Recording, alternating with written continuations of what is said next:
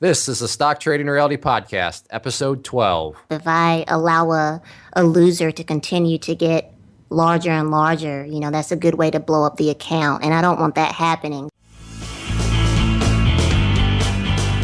This is the Stock Trading Reality Podcast, where you get to see the realistic side of a trader's journey. Get inspired and stay motivated by everyday normal people who are currently on their journey to trading success. And this is your host, who, when in high school, made a fifth grader cry in kickball, Clay Trader. Yes, you heard that right. I am a jerk. And it was probably one of the most embarrassing moments of my life, and one of those where you just think, what was I thinking? But to give a little more context, in high school, the final 3 weeks of where I went to high school, we did just career job shadowing. So you had to pick 3 different careers and then go follow that person or what have you for that week. So my final week, I wanted to just go hang out and see kind of what it was like in the teaching field. So I said, hey, I asked my 5th grade teacher if I could come help her out for a week. Oh yeah, sure, come back. So the final week I spent, at my elementary school with my 5th grade teacher. And, I'm just kind of a big kid at heart. So, all the teachers, they go to lunch and, sit around and do adult talk. But I'm like, no, I'm going to go out and play recess. So we were out playing kickball, or I was out playing kickball with the kids. And, kickball, you can throw the ball at somebody to get them out. And this kid was trying to get to second base on me, and I can't have that. So I just totally forgot that here I am, an 18-year-old about to graduate from high school, and here's this 5th grader trying to run to second base, and I just wing the ball at him, and I get him, and he falls over and starts crying. And at that moment, I'm just like, I am the biggest jerk ever. So it was very embarrassing. So I helped him up, and I don't think he told the teacher on me, so that was good. I was like, look, hey man, you don't rat me out, man. I'm kidding about that part, but yeah, it was very embarrassing, and but it's kind of a fun little story now to tell people. But yeah. That was definitely one of my all-time highest, jerkiest moments, if you will. Chazz is here. He is our co-host. Chazz, do you have any kind of jerky moments like that? I don't know, but I'm crying probably as much as that 5th grader is just hearing that story, because I could just see 18-year-old Clay just whipping the ball right at this kid, this poor little 5th grader. And 5th graders, they're not like tall or anything. So from first to second with their little short legs, he's trying so hard his little legs are going. And I'm just like, oh, you little sitting goose, you think you can? Oh, yeah, it was bad. So I do actually have one jerky moment though. I had neighbors that were a little bit younger than me, and I would go play when I was kind of in like 6th or 7th grade, and they were like 5th or 4th grade. And at that time, I was into like ninja movies or something. So I tried to do this like spinning kick that would trip people, and in the movies they just kind of fly backwards. And I did it to this younger child, and it actually worked like it did in the movies, and he flew back and started crying. And I have no reservation saying, I said, don't rat me out, I didn't mean to, I won't do it again. But yeah, that was probably the jerkiest thing I've ever done, and I could still remember that 20 years later. That just brought up another, since you were kind of in a movie phase. I don't know what Superman movie it was, but one of the old school ones. Like I still remember him. He grabs, I think the krypton. He grabs something and then chucks it up into space. So then I remember we were at like this street fair thing. I don't know what it was, and I saw a rock on the street. So I went over and I picked it up, and then I was pretending like I was Superman. And I just chucked it up into the air, and it came back down and hit this guy sitting in the lawn chair. And I still remember, because as a young kid, like cuss words are just like, oh, and I still remember, what the? He just yelled out. And I remember I looked up at my dad, and he looked at me, and it was one of those eye contact things like, oh, he just grabbed my arm. And yeah, it was, I learned a lesson that don't pretend you're Superman and start chucking rocks up into the air. So I guess that was another jerky moment on my part, but that was innocent. I thought I was Superman. So we're delving way off topic here, aren't we, Chazz? We are. We should probably talk about our awesome guest we had today. Which, by the way, is a female. It is about time. I made this joke during the interview, but I literally was having flashbacks to high school and middle school, talking with girls, and then I just, no, I don't want to, no. I mean, we've been trying, and finally, Keisha has stepped up, and she said, you know what?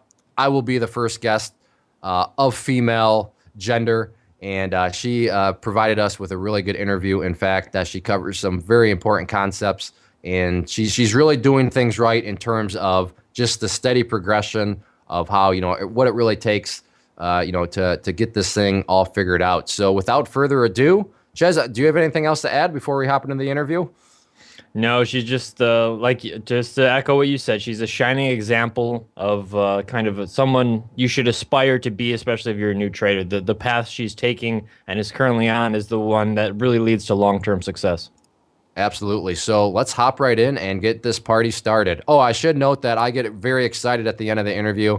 It has nothing to do with stock trading, so I apologize ahead of time if I catch you off guard, but I literally could not contain myself. So now that I've issued that warning, let's get to the interview.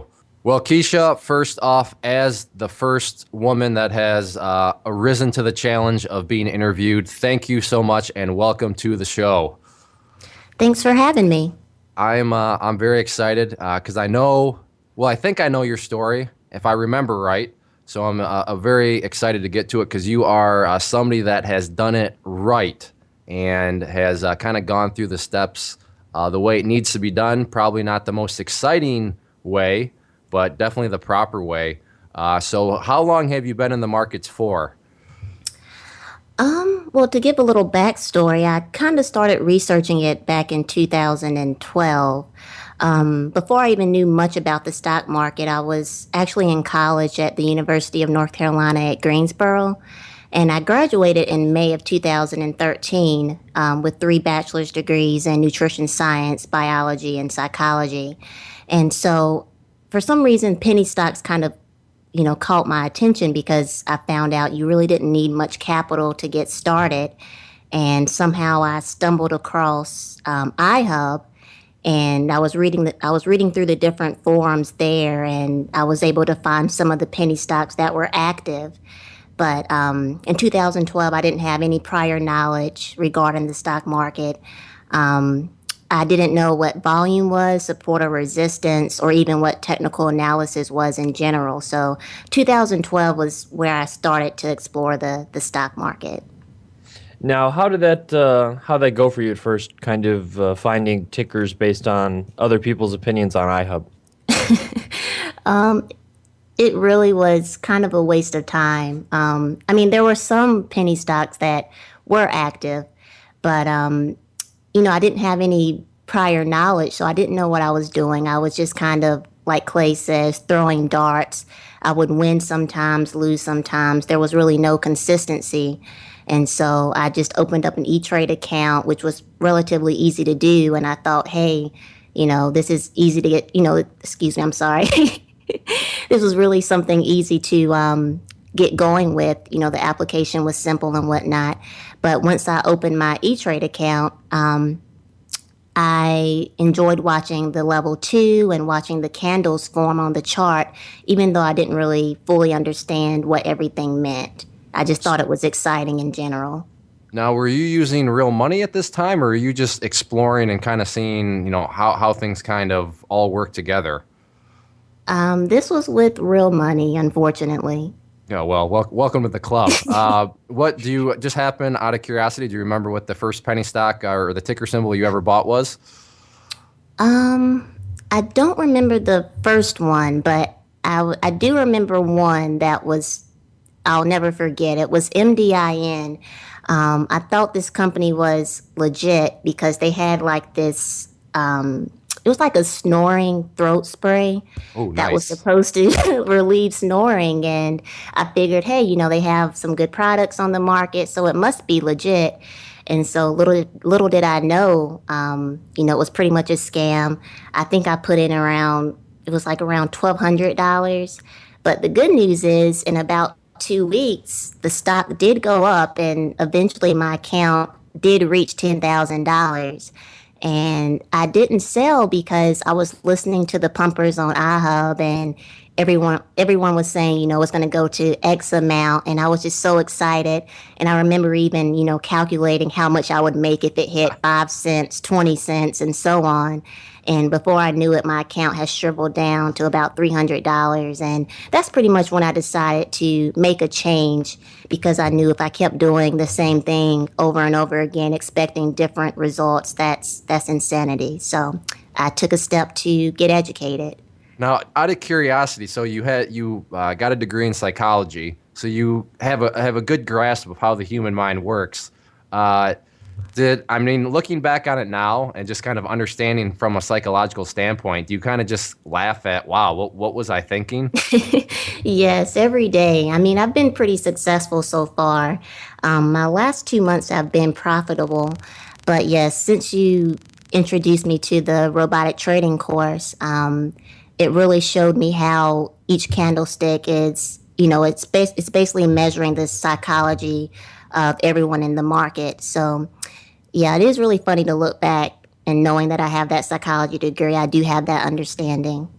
Yeah, it's funny. I still remember with my muffler company that I fell in love with. Like you said, okay, if it goes to 5 cents, how much am I going to make? What happens if it gets to 10 cents? But for me, I'm Right. like, what happens if it gets to $1? Let's go up to $2. I'm like, oh man, I'm going to be a millionaire. And it was, yeah, I'm not it didn't quite work out like that. So, but yeah, I can totally relate to that. Chazz, did you do that with your Bitcoin? Kind of sit there and think, if Bitcoin goes to this amount, or were you kind of in that same little camp? I did, and we had 5x leverage at that time too. So I was like, "Whoa, I'm gonna be buying a yacht out here. It's gonna be great. I'm gonna have a beach house. This is gonna be awesome." But yeah, I was like, "Yeah, Bitcoin will get to 2,000, no problem. We're already over the $1,000 hump." So, yeah, I did the same exact thing. So you were at 1,200, and then it went. How much did that 1,200 turn? It was worth? What did you say it turned into? Eventually, my account reached about $10,000. And when I think about it, I just get angry because I don't know what I was thinking not to just go ahead and cash out. Um, I was just, I guess, like you say, I was just drinking the Kool Aid. So, Well, yeah, and you were thinking, well, 10,000 is nothing because if this gets up to 5 cents, hmm why would I take $10,000? So in hindsight, it's easy to sit back and listen. So if anything, for you listeners out there, maybe you're sitting on some gains, and maybe hopefully that's the whole point of this show is maybe you can relate to what Keisha's saying, like, wow, yeah, I'm sitting on a good little amount. But I think it's going to go higher. These people on the message boards or Twitter are saying it's going to go higher. You know what? If you don't believe us about how penny stocks work, and that's fine, but at least maybe sell like a quarter of your position. I mean, Keisha, you'd feel a lot better now, wouldn't you, if you had sold at least, a quarter, maybe even half of your position. yes, absolutely. Yeah, so it's funny. And then so from 10,000 down to 300, is that what you said it shriveled down to 300. That was fun. Is that the It did. I'm embarrassed to say, but it did. Oh, $300. don't be embarrassed. Welcome to the club. That makes me feel better. Every person that says it, I'm like, okay, good. I'm not the only person that fell for it. And would that be fair? Is that kind of your little breaking point you said where you think, you know what, something's got to change? Yes. Mm-hmm. And then, yeah, so where did you go from there? From it's got to change, then what were your next steps? Um, well, I would say so. I graduated in May of 2013. I got married in March of 2014, and that was really the turning point for me because my husband really wanted me to pursue, the stock market. He really believed that I could do it, and he's been pretty much my biggest supporter. And so I believe I was on Twitter, and someone made a comment about your robotic trading course and how it was extremely beneficial. So that comment pretty much really captured my attention. And so I did a little bit of research on Clay, and I realized that he has some really great products to offer. So I decided I would go ahead and take the course so that I could get a good foundation. I had already purchased some books, but I don't know. I feel like I'm more of a visual learner, so I think that the videos really helped me out a lot.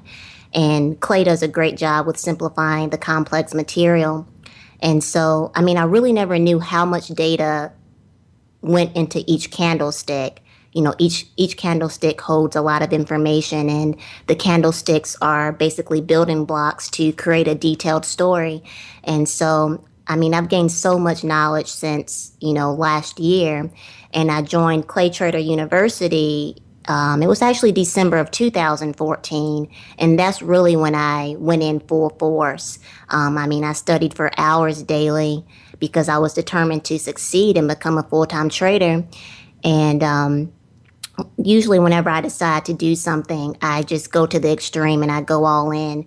And I'm still very determined to do whatever it takes to make this a reality. And I really enjoy trading, and I love analyzing the charts and predicting what will happen. So you're telling me you didn't run across a bunch of people who said that Clay Trader has large gambling debts and runs an underground Siberian hedge fund that shorts penny stocks that are below 0001? Yes, I did see some crazy comments like that, but I mean, I don't think those folks know what they were talking about. They obviously haven't taken the time to take one of Clay's courses. If they did that, they wouldn't feel that way at all. So now you've taken some of the courses and you've applied it. I know, like you said, you're very similar to me in the sense that when you kind of decide to go down a path somewhere, you're going to take it to the extreme and really kind of pour your heart into it. So how is that? How has that gone? How is the application of kind of putting that knowledge to use? It's going great. I mean, I will say that robotic trading was the foundation for me. And then risk versus reward, that really put things in perspective for me, just being able to determine when I should buy, when I should sell, where to set my stop loss. And then I really enjoyed the shorting for profits course as well, because I only trade options. I mainly focus on Apple, Facebook, Twitter, SPY, and Amazon usually. And so yes, I mainly focus on SPY, Apple, Facebook, Twitter, and Amazon. And on average, I've been making about 20 to 40% in gains. I really only focus on using the relative strength index, volume, and then the moving averages. So I didn't get too overwhelmed with the indicators. I know at first I was trying to use everything, the money flow index, MACD, and it was just a little bit too much for me. And all of that's not really necessary. But I have definitely reached a good point right now. Like I said, I've had consistent gains over the past 2 months, and now I'm working to increase my position size now that I'm comfortable with my strategy. But I think I'm really bear biased. For some reason, I just enjoy trading puts more than I enjoy trading calls. I just like it so much more.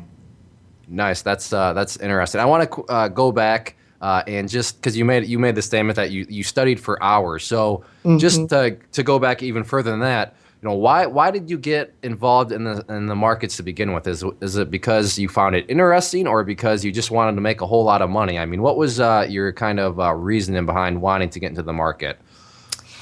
Well, I really like the freedom that the stock market offers, and once I graduated from college, I really kind of started to have this entrepreneurial mindset, because I really don't like working for someone else, them telling me when I can vacation, take time off.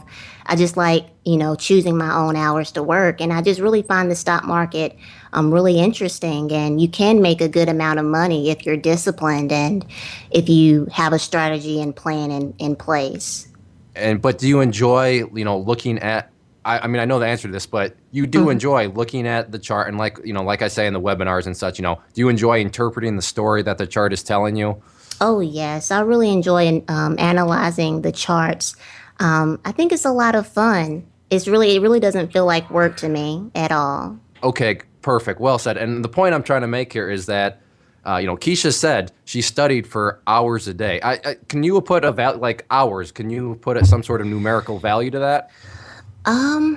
Well, if I wasn't working my job, I would study on breaks. I would study at night. I'd probably say at least, I'd say at least minimum 4 hours a day. Okay, everybody, did you hear that? And I can tell you from the outside looking in, Keisha, she's doing it right. She's doing well. She keeps me posted on her progress. But this is not I'm going to buy some holy grail trading system and voila, I make a bunch of money. 4 hours minimum a day. Now, do you have to necessarily do 4 hours?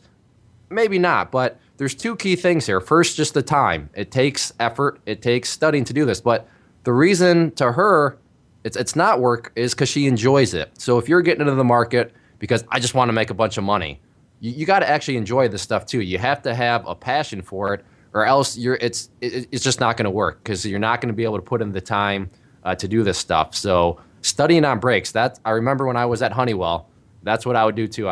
Every break, every lunch. I never went down to the cafeteria because I'd always sit and eat at my desk so I could look at charts. So I can totally relate to that. But that's a great perspective on how you have to just really dedicate yourself. But you're not going to be able to dedicate yourself enough if you don't enjoy it. So Right. you like to do puts, and when just to give a little context for new listeners. Keisha is not playing these stocks straight up. She's using options. So 20 to 40%. Yes, Twitter has not made a 40% move the stock itself, but the options and the way that all works, 20 to 40% is actually a very conservative and very, just a non-greedy. That's probably the best way to put it. A non-greedy way to approach this. It's a common occurrence, 20, 40% in those. Mm-hmm. Yeah, that's the word. Chazz, I knew I made a good decision when I brought you in as the co-host because you just bailed me out there. Yeah, well done. So, anyways, let's get back to Keisha. So you like puts, you like meaning you like when the price action goes down, and you said you used quite a few indicators, and then you made a good point there about and that was just too many. So I just want to kind of break that down. You were using the MACD. What else were you using when it was too much? MACD, money flow index, and then the RSI. Okay, so that was 3 indicators, and even for you, so that was probably a little bit too much, right? Mm-hmm. So again, trading really doesn't need to be that complicated. Now, what are your favorite kind of things to focus on besides the RSI? Do you use moving averages and stuff like that? Yes, I use the 50-day simple moving average, the 200, and the 8-day simple moving average. Now, a lot of people kind of have this notion that I always get asked this a lot whenever I'm kind of talking with folks is, do you does this teach you how to day trade? Does this teach you how to swing trade? And, you especially having a background in psychology, is it safe to say that, there's psychology in pretty much any time frame you're looking at, it just takes longer to develop that candlestick? Yes, I would agree with that. Mm-hmm. Now, do you primarily day trade, or are you kind of doing multi-day holds, or what's your time frame specifically? I only day trade. I currently work from home, which is nice. So I am able to kind of trade and keep an eye on the stock market. But yes, I only day trade. I don't hold overnight.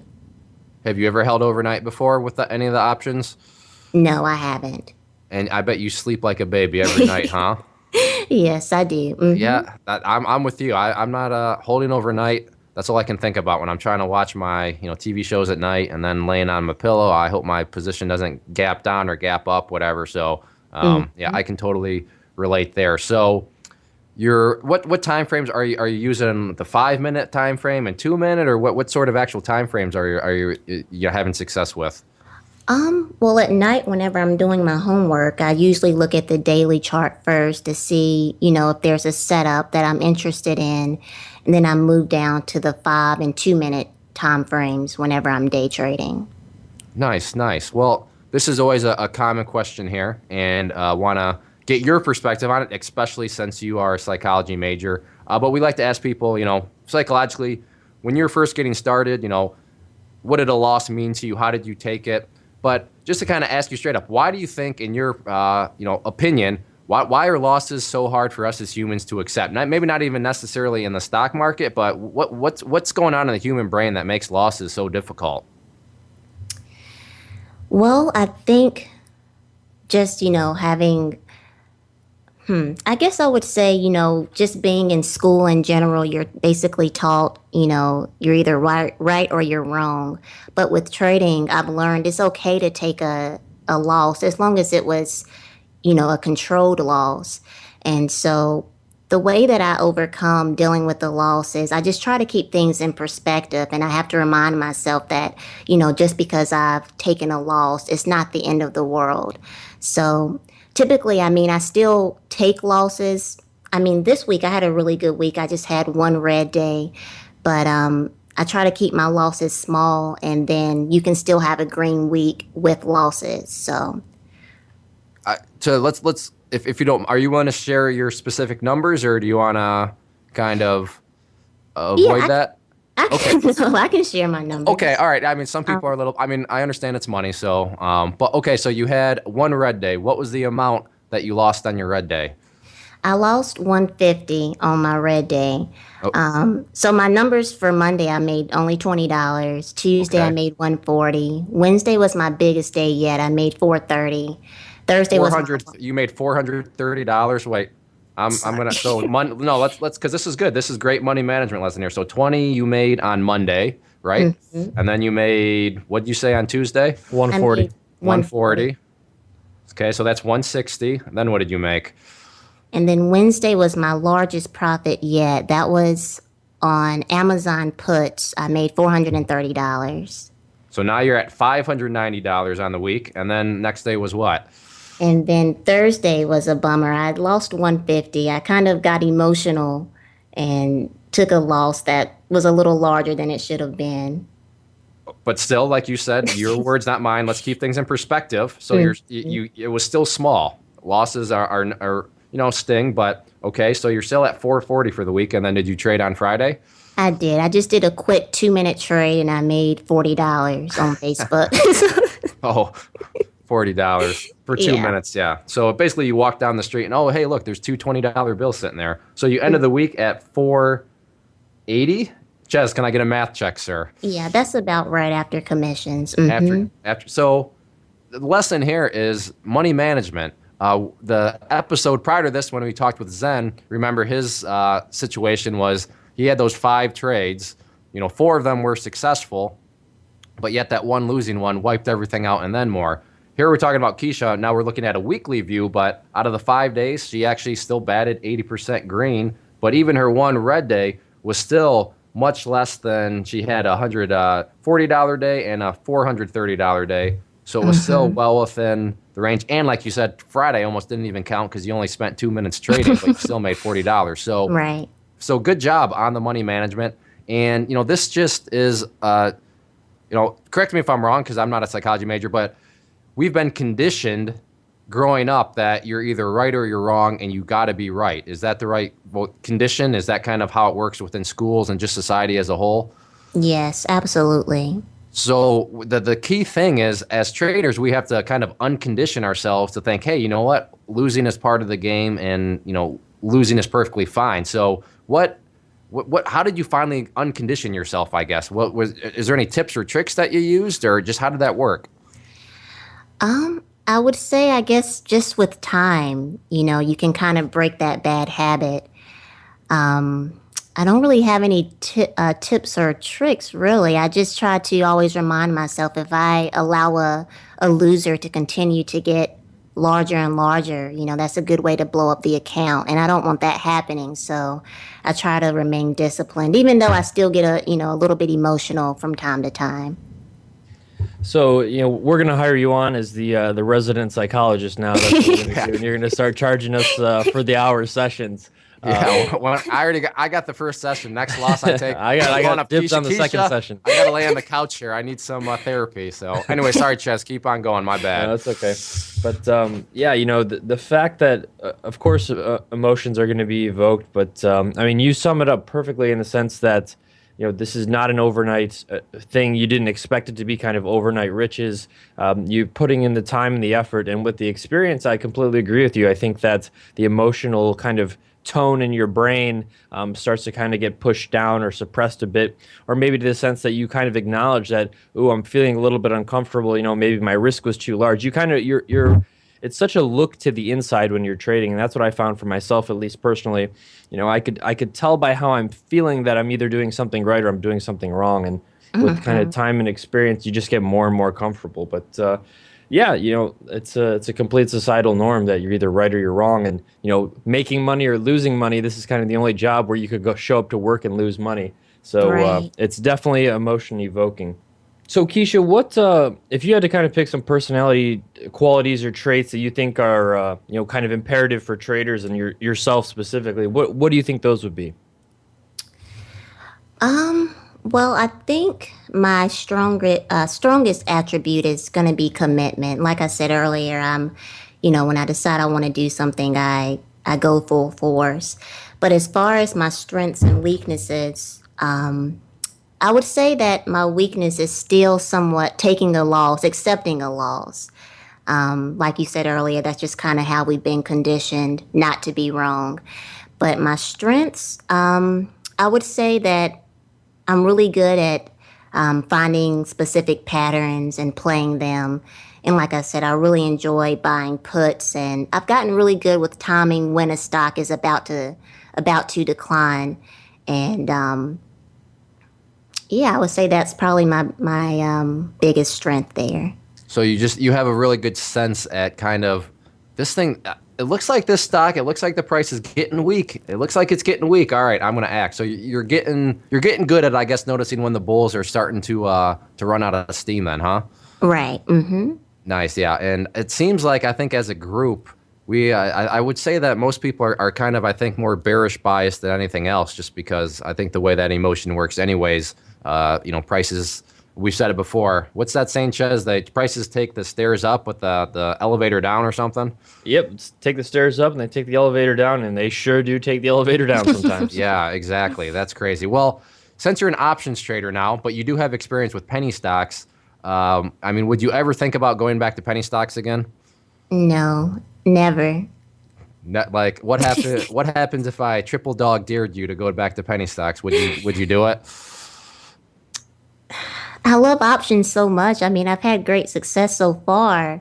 And I really like being able to play companies that I've heard of, legitimate companies. So I don't think I could go back. So would that be your, because I like to ask the people that in your camp of having experience with penny stocks and now options, because I know, the thought process out there and a lot of listeners are, well, I don't have a lot of money to get started. So my only my only chance of success is I have to start in penny stocks, but that's just not the case, as you know. So if you were in, if you decide to go back to and get, let's say, your law degree here, and you're arguing a case of penny stocks versus options, how would you structure that argument? Well, what makes options so much more preferable compared to penny stocks, other than the whole, okay, I get to play legit companies. But outside of that, what other arguments would you say?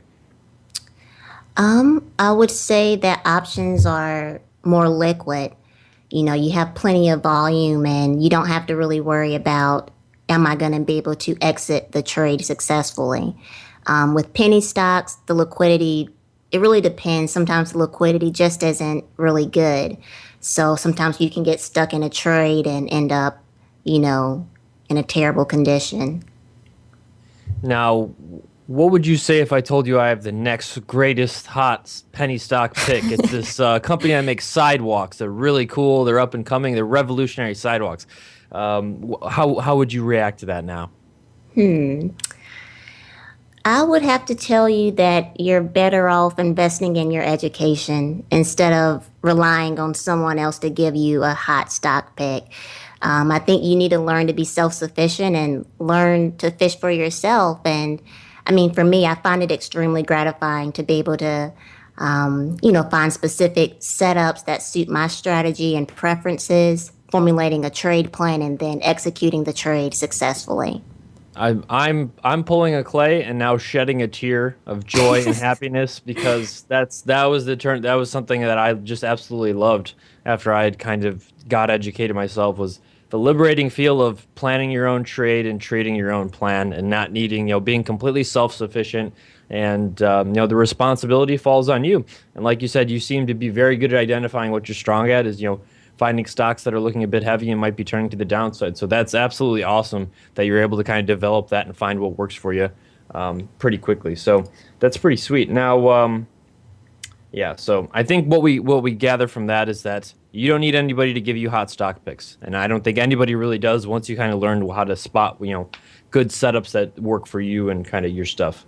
But in other words, she knows how to fish on her own. She doesn't need somebody else to hand her the fish, and that's the goal here. So you should want to not have to have somebody feed you. You want to say, you know what, I want to go hunting for myself, and I want to find just what's available out there for which you said it's very gratifying to be able to just be self-sufficient, because remember, that person you're following or puppet trading or whatever, they could get run over by a bus, and then what are you going to do? You're back to square inch one. So just out of curiosity, Keisha, what course did you find most helpful? And not to turn this into a sales pitch, but I'm just curious, was it RVR or robotic, or which one did you think really helped you out the best? That's a tough question. I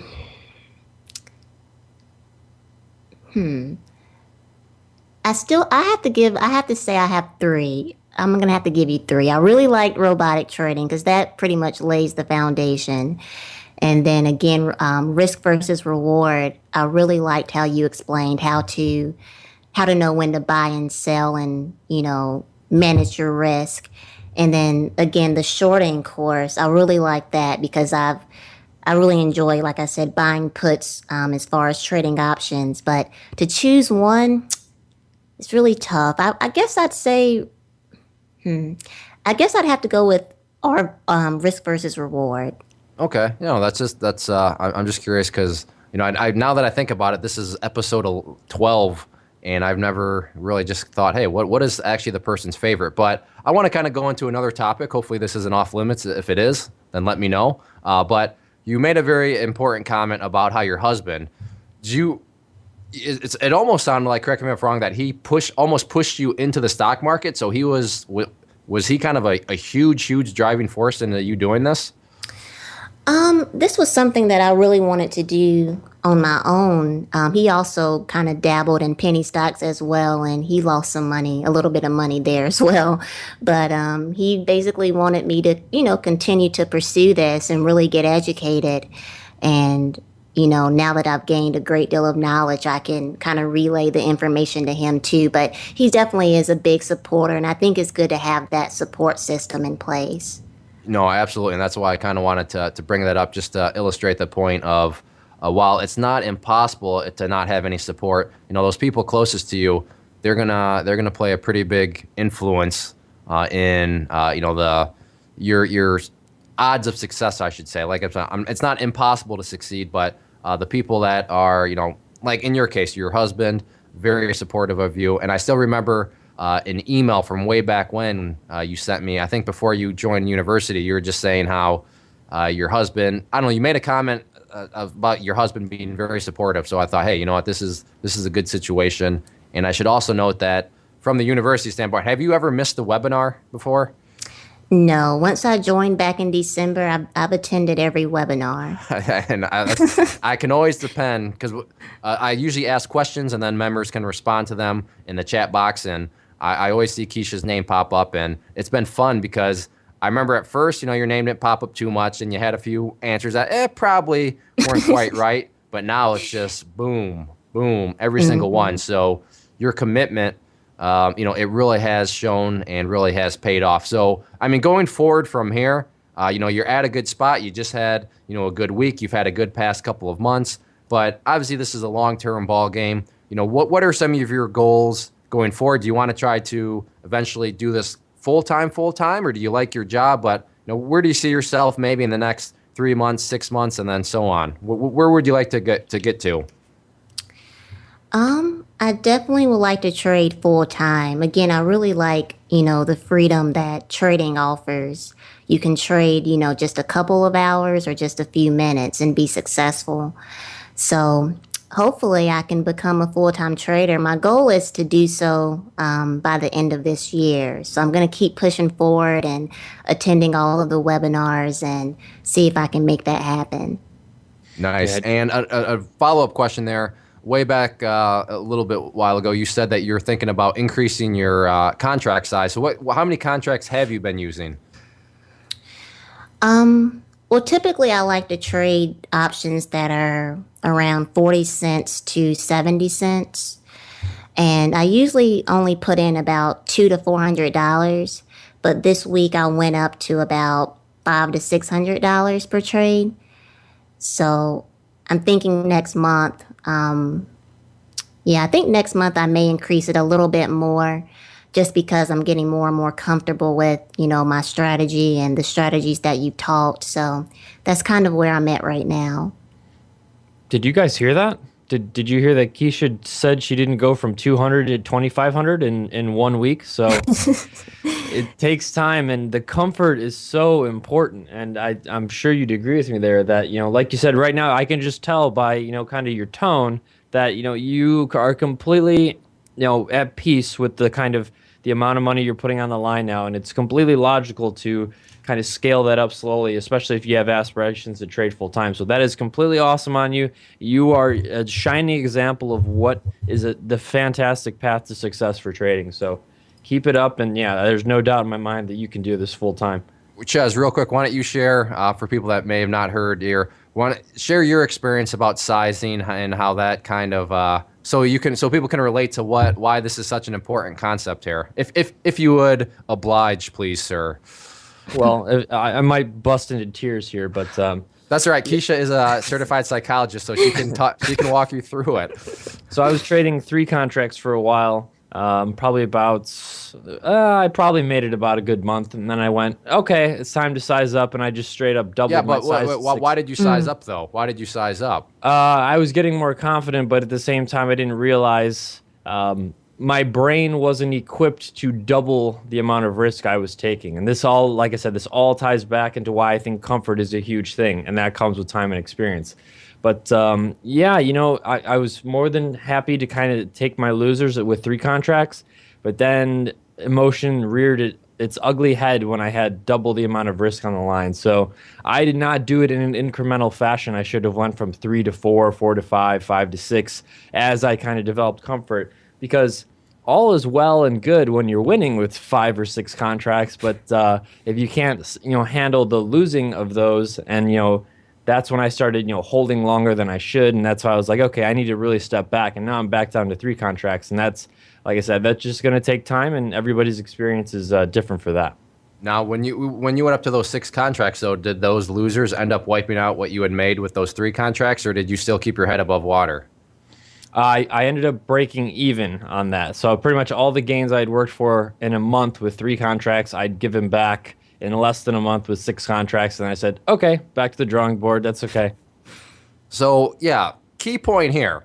Chazz was making money, and that's why he thought, hey, I got this all figured out. If I can make money at 3, I'm going to go to 6. But he said it perfectly. What he didn't realize and what his brain couldn't keep up with was that, okay, all of a sudden the risk just doubled on him, and that's what really, just fractured everything for him. So the reason we're really kind of beating this dead horse right now for the listeners is it's one of those pitfalls that gets so many people is they just expand, they try to scale up too fast. So Keisha is going from a couple hundred, now she's adding another $100. Then she'll add another $100. She's not going from, I'm going to use $300. Okay, now I'm going to use $1,500. There's no, nothing crazy like that is going on. So you want to get full time, that's awesome. I like how you have an end time frame for it. But just the kind of, I'm not saying this is going to be the case because I have full confidence in you, but what happens if you get to the end of the year and you're not quite full time? Do you think it would be a good idea to still go full time at that point?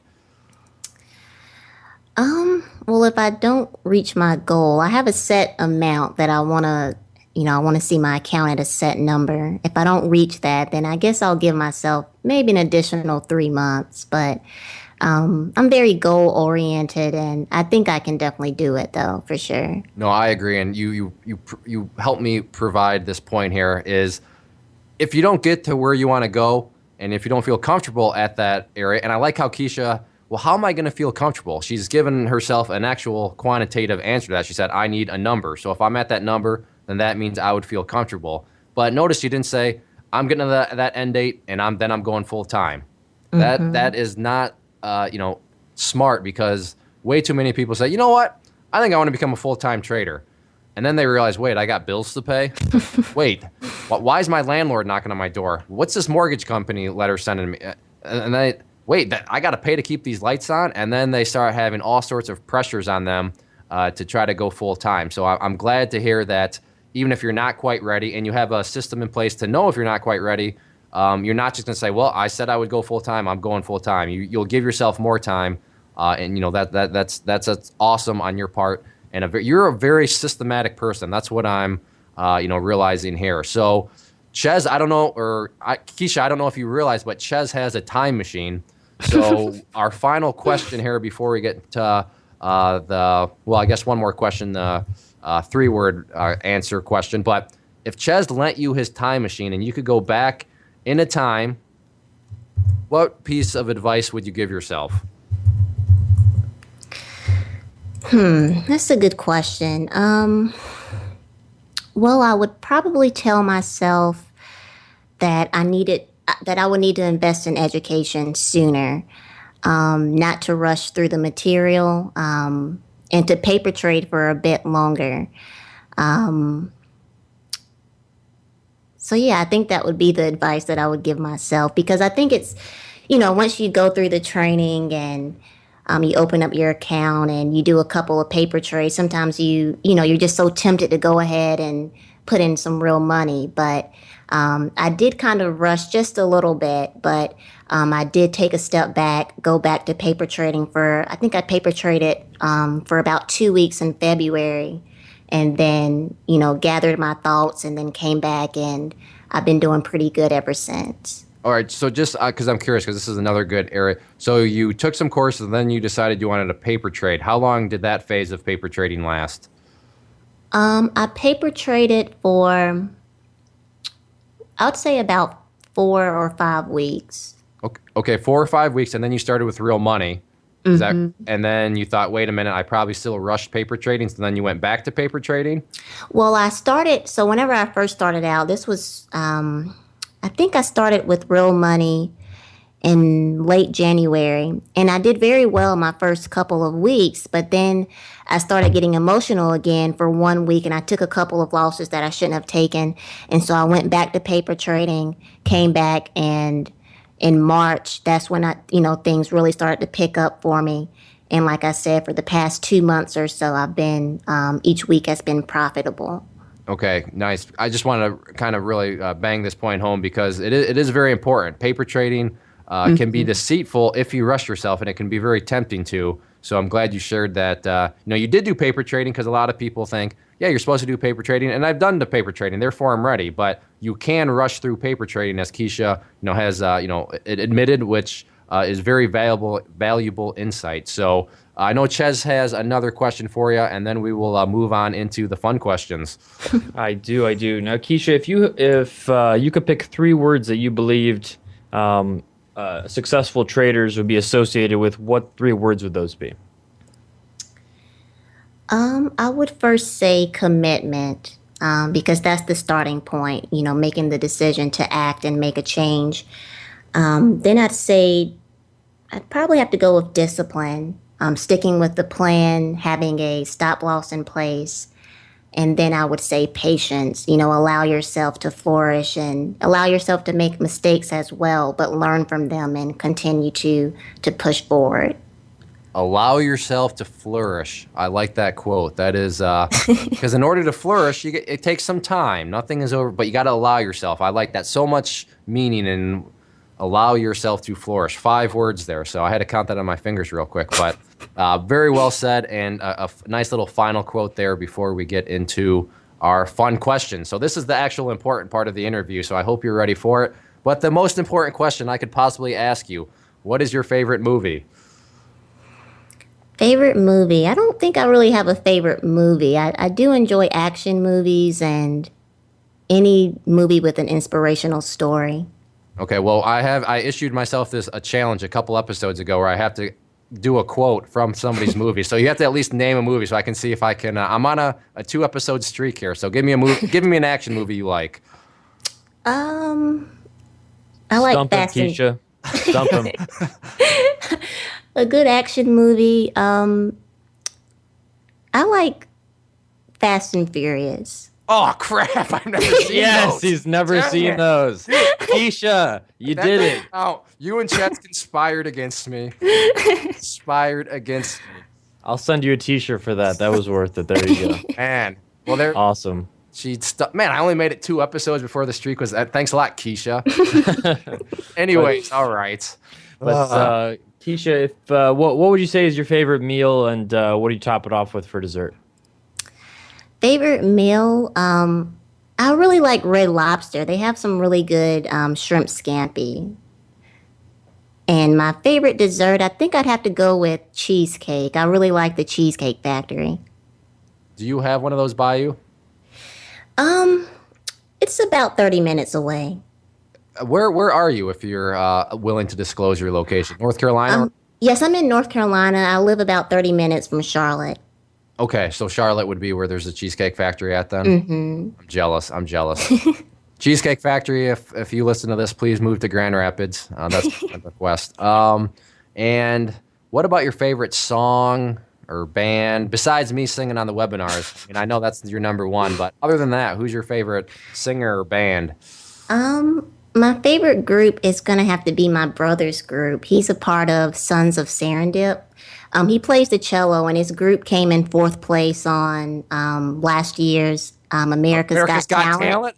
Yeah, One of those guys is your brother? yeah, Kendall Ramsor. I He love that plays the show. cello. That guy was awesome. Yeah, that whole group was awesome. They were on TV all the. Oh my, Chazz, we're Yeah. talking to a celebrity. And just like that, Clay forgets that we stumped him on the movie, so that was good. Perfect segue. All is Perfect well with segue. Steve Keisha. Say their name again. Let's give them a good plug. So Mhm. yeah, that's all. Wow, I'm Sons- starstruck right now, Chazz. I don't know what to do. Come give me a hug, Chazz. Sons of Serendip. They have a website. You can check them out on Facebook as well. But yeah, my brother plays the cello, and I mean he's been playing since the fifth grade. But they're a really great group of guys. So you guys check them out if you can. Yeah, for sure. They were a good, and that's why me and my wife liked them because we're more of the people when they give the backstories. We like the quality, the quality. You know, if we think somebody's a jerk or whatever, we're like, eh. But yeah, no, they are literally, yeah. That's awesome. I can't wait to tell my wife. I feel like I should bring her down here right now and just get action, but I won't embarrass her like that. What question are we on, Chazz? You're gonna have to take it from here. I'm losing control over here. I'm here to keep this podcast in order. But Keisha, what's a place you'd like to visit someday? I'd like to visit Tahiti. Nice blue water. Let's see. What do you like to do for fun and hobbies though, besides go out and get college degrees, which you are very very good at apparently? For fun, I really enjoy playing badminton, and I also like playing Titanfall on the Xbox. So, yeah, that's pretty much what I do. So we got another gamer here. Now I know Chazz is a gamer. Titanfall, is that a good game or? I am. It was. It had some revolutionary aspects that they brought to the genre of first-person shooter, but I won't talk your head off about that, Clay, because we'll lose you. You already look like you're spinning in your chair there. Yeah, what were you saying? And anyways, so Keisha, if you can meet one person, dead or alive, who would it be? Who would you want to hang out with for a day? You know what? I really don't know who I'd like to meet. I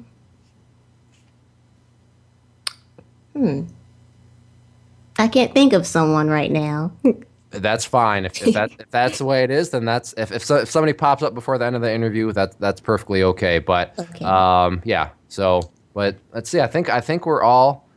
I think that's gonna Yeah. about cover it. And Keisha's been an absolute blast. Thank you again for stepping up to the plate. We have our first woman interview here, and Yeah. it was a great trader, successful trader, and an awesome member of the community. So if And she's famous. and she's famous, has a famous brother and Yeah. family, and so I mean she's got the whole package over there. But if people were looking to reach out to you, how could they find you? Do you use Twitter, Facebook, and what's your inner circle alias? I do use Twitter. It's livewellk7, the number 7. And the inner circle, you can just find me. I think my name has Keisha CTU. Perfect. Well, you know what, Keisha? Again, just to echo Chazz, I'm very proud of you. I'm very grateful for you in the sense of, I've made the joke, but it's kind of true. I feel like I'm back in middle school or high school trying to talk to girls and everybody keeps shutting me down and shooting me down. But finally, Keisha is my knight in shining armor that bailed us out. I was waiting for the hate mail to show up saying, you and Chazz where's all the females at? So ladies out there, you can trade. Keisha is doing it literally. I mean, she is taking it just like you would want to do it. So hopefully this offers some inspiration to any lady viewers we may have out there. But again, Keisha, thank you so much for joining us. In fact, to give a little context, it's a Saturday morning right now. So she took not only some time out of her schedule, but on a weekday. So thank you again for joining us, Keisha. Thank you for inviting me. And it was a great time. And I'm going to walk around with a little bit bigger ego today because now I know somebody that's famous. So thank you to all that listened. And a couple requests on Chazz's and I's part. If you are listening to this on claytrader.com, click one of those share buttons and leave a comment below. Chazz and I read those. Keisha will read those, so that's a place that's probably the most efficient if you want to ask her a question or something like that. If you are listening to this on iTunes or one of the other services, please leave us a review, give us some feedback. We do read them all, and we're curious to hear what people are saying, get suggestions. So little things like that really do go a long way, and we'll keep on making these podcasts if people are finding them helpful. So those little things can help us out quite a bit. So thank you for watching, and we will see everybody back for the next episode. This has been the Stock Trading Reality Podcast. Thanks for taking the time to hang out. To learn more about Clay and the Clay Trader community, including the trading team, premium training, and more, visit claytrader.com.